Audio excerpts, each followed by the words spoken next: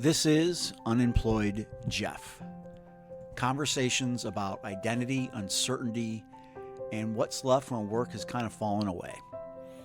As you can assume, I'm Jeff. And my goal is you walk away at least feeling like you're not alone and knowing that you have value.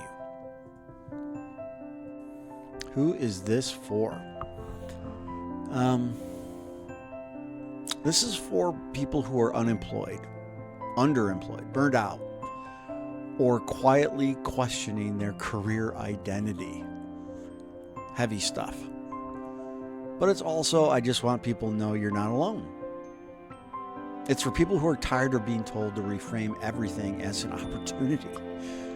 It's for people who are dealing with the invisible work of holding themselves together while the outside world keeps asking for updates.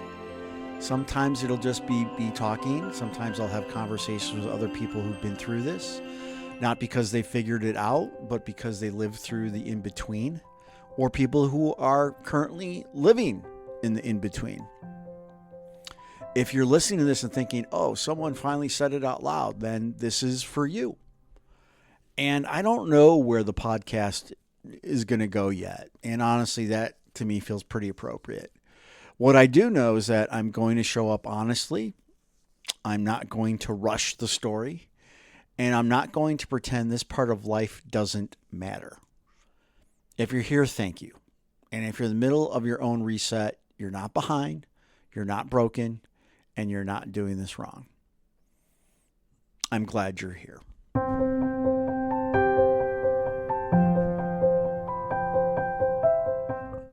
Ageism. Yep, I said it. Ageism. The thing that no one admits it is happening. There's a moment, and if you've been through it, you know exactly what I mean, where you realize you're not being rejected for a lack of ability, but for having too much history. Not because you can't do the work, not because you don't understand the role, but because your resume quietly signals that you've seen some things, and no one ever says it out loud, of course.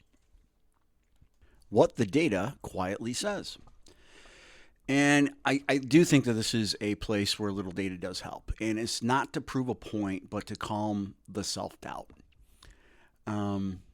Multiple labor studies show that once workers pass their mid-40s, callback rates drop sharply even when qualifications are identical.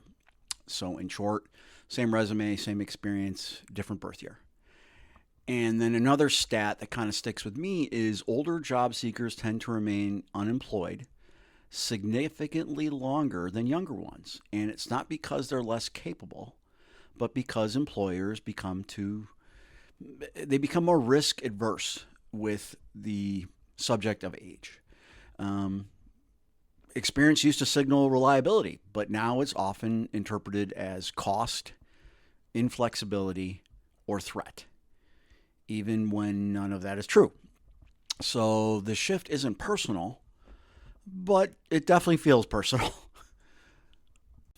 What's strange to me, this experience becomes risk. Experience didn't suddenly become useless. The work didn't get easier, the stakes didn't get lower, but experience started being treated like a liability. Too senior means you might ask why, you might remember when a bad idea failed before, you may not be impressed by buzzwords, and that makes some organizations nervous. And there's an irony here. Companies say they want wisdom, judgment, leadership, but only if it comes in a package that doesn't challenge anything. The confusion is the hardest part, not the waiting. Yes, that was a Tom Petty reference. The hardest part, it isn't even the rejection. It's the confusion. Because you did what you were told. And this is kind of the contract, right? You worked hard, you stayed late, you took on responsibility, you built a career, you didn't coast. And then one day, the same experience that used to open doors suddenly feels like it's quietly closing them. No memo, no rule change announcement, just a shift in gravity, a serious shift. And that can make even confident people start to second guess themselves. At some point you realize you're not obsolete, you're just not trendy, which is strange because we're talking about jobs, not sneakers. There's another part of this that people don't talk much about, and it's when you start trying to manage your age, not lie, just manage it. You look at your resume differently. You remove early roles that still matter to you. You compress timelines. You debate whether a decade of experience should quietly become extensive experience. And then there's that moment when an application asks for the year you graduated from college. It's not optional, it's required. I mean, you can almost feel your shoulders tense because that question isn't really asking. It's not about education, it's about math. And you pause on other things too. I've caught myself hesitating over whether to include my military service, which is strange because almost every company says they're committed to hiring veterans. It's on the website, it's in the value statement, sometimes there's even a logo. But the military service also triangulates age. And suddenly something that should signal leadership, responsibility, and resilience turns into another data point someone might quietly calculate. So you hesitate, not because you're ashamed of it, but because you're trying to stay in the room.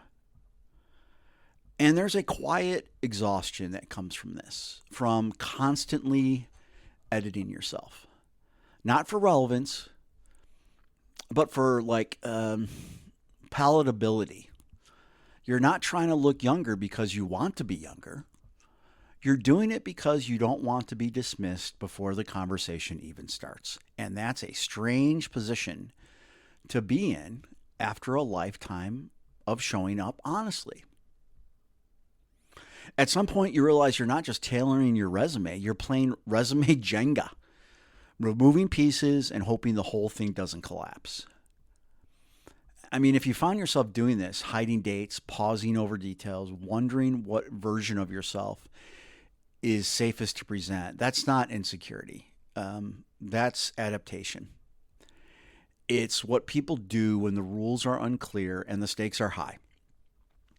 So if you feel invisible after years of being valuable, that's not in your head. And it doesn't erase what you've earned. Your experience didn't suddenly lose its worth just because the system got uncomfortable with time.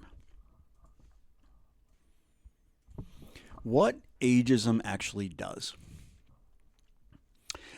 It doesn't just block opportunities. Ageism messes with identity.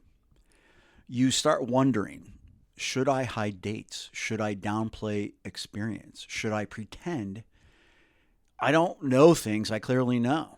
That mental gymnastics is exhausting. And it creates shame where there shouldn't be any. So if you feel invisible after years of being valuable, that's not in your head, and it doesn't erase what you've earned. Your experience didn't suddenly lose its worth just because the market got scared.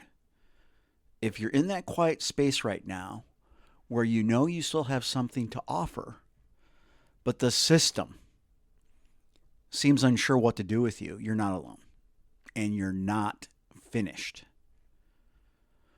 We're going to keep talking about this because pretending it isn't happening doesn't help anyone. If you're in this space, you don't need to fix it right now. You just need to know you're not alone in it. We'll talk again soon.